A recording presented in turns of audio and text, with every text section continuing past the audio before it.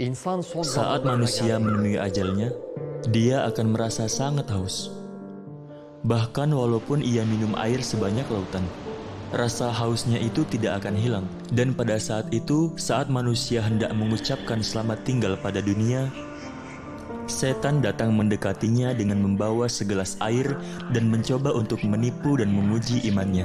Jadi, akankah kita melewati perjalanan ini? Pertanyaan apakah yang akan setan ajukan kepada kita? Seperti apakah pengalaman kita nanti saat ajal menjemput? Apakah sakaratul maut itu? Kita akan membahas pertanyaan ini kalau kalian siap.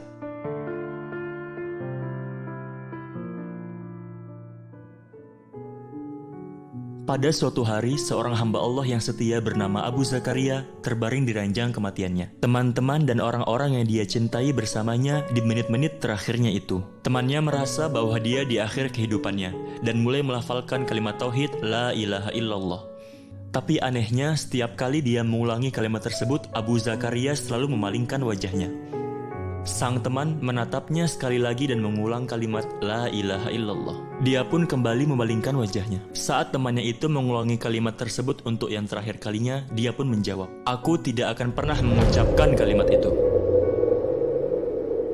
Temannya terkejut dan mulai berpikir, bagaimana mungkin dia mengatakan itu, sedangkan ia selalu mengerjakan sholat 5 waktu, berpuasa, berbuat baik pada semua orang, dan melakukan hal-hal yang membuat Allah senang. Dan kemudian saat Abu Zakaria sadar, membuka matanya, dia pun bertanya pada temannya tersebut, "Apakah kau mengatakan sesuatu padaku?"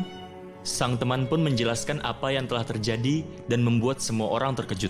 Tak seorang pun tahu mengapa hamba Allah yang begitu setia bisa mengucapkan kalimat seperti itu. Dan saat itulah Abu Zakaria mulai menceritakan apa yang sebenarnya terjadi. Dia berkata, "Saat pertama kali kau mengatakan sesuatu padaku, setan datang mendekatiku dengan segelas air di tangannya. Dia melambaikan gelas itu dan bertanya kepadaku, 'Apakah kau butuh air?' Lalu aku memalingkan wajahku. Saat kau mengatakan sesuatu untuk yang kedua kalinya, setan mendatangiku lagi dan dia ingin aku mengatakan, 'Yesus Kristus adalah anak Tuhan.' Dan aku pun memalingkan wajahku lagi. Dan untuk yang ketiga kalinya, dia ingin aku mengatakan La ilaha, yang artinya tidak ada Tuhan.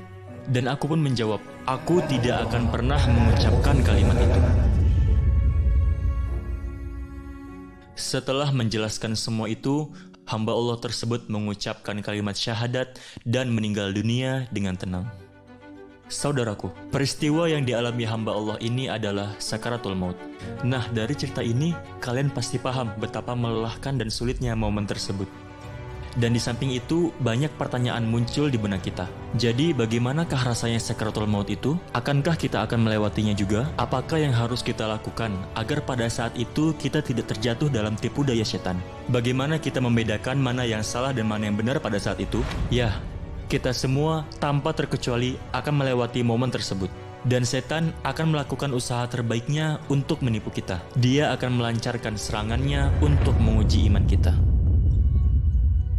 Nah, apa yang harus kita lakukan untuk mengatasi dan berhasil melewati ujian tersebut? Aku akan memberikan kalian sebuah contoh sederhana. Katakanlah, kalian memiliki sebuah apel di tangan, dan ada seorang pencuri yang tergoda untuk mengambilnya dari kalian. Kalau aku hanya menggenggam apel itu di tanganku, pencuri dapat dengan mudah mengambilnya. Namun, saat aku menggigit apelnya, akan semakin sulit bagi pencuri itu untuk mengambilnya. Tapi dia bisa mengambilnya dari mulutku dengan berbagai macam cara. Oke, mari kita buat lebih sulit. Katakanlah aku menelan apel itu. Kita mungkin berpikir dia tidak akan bisa mengambilnya lagi. Tapi ada kemungkinan dia bisa saja merobek perutku dengan pisau dan mengambil apel itu. Tapi kalau aku mencerna apel itu setelah memakannya dan membiarkannya terdistribusi ke anggota tubuhku, maka dia tidak akan bisa mengambil apel itu dariku dengan cara apapun. Karena apel itu sudah menyatu dengan darah dan mengalir di pembuluh darahku. Iman seperti apel dalam contoh tersebut. Dan pencurinya adalah setan. Dialah yang mencoba mencuri iman kita, tidak hanya di ranjang kematian, tapi juga dalam hidup kita.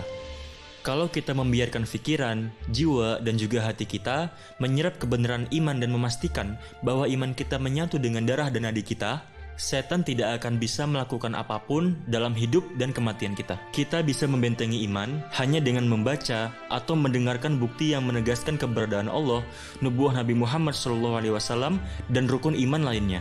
Karena iman hanya bisa menyatu dengan darah dan nadi kita melalui ibadah, perbuatan baik, dan menghindari dosa-dosa besar. Kalau tidak, maka iman tidak akan lebih dari sekedar pengetahuan belaka. Kalian mengatakan ada satu Allah, namun kalian berperilaku seperti Dia tidak ada dan terus berbuat dosa seolah-olah tidak ada yang melihat kalian. Kalian tidak peduli pada Allah yang mengundang kalian ke hadiratnya 5 kali sehari. Kalian mengabaikan sholat tanpa alasan yang benar. Menurut kalian, siapakah yang akan membantu kalian saat kematian datang? Harta yang kalian kejar seumur hidup, game komputer yang kalian mainkan siang dan malam, kekasih haram yang kalian cintai dengan sepenuh hati dan berkata, "Aku tidak akan pernah menyerah." Atau rumah kalian, mobil kalian, uang kalian, atau pangkat, jabatan, karir yang kalian perjuangkan selama ini. Saudaraku, katakan padaku, siapa yang kalian miliki selain Allah saat ajal kalian datang? Bukankah inilah saatnya untuk berubah? Sampai kapan kalian seperti ini? Tidak ada keraguan bahwa yang muda juga akan mati. Kematian tidak sejauh yang kalian bayangkan. Mungkin besok, atau bahkan lebih cepat dari itu, kita bisa mati kapan saja. Jadi, perkuatlah iman dengan menghindari dosa, mengerjakan sholat, melakukan perbuatan baik, mengikuti sunnah Nabi, mempelajari agama, dan menghabiskan hidup menjadi hamba Allah dengan tulus. Kalian tidak perlu khawatir tentang apapun. Karena dalam penderitaan itu, setan hanya dapat mencapai pikiran kalian. Namun, dia tidak bisa mencapai jiwa dan hati kalian. Ayo, mari kita tanamkan iman ke dalam jiwa dan hati kita. Amanillah.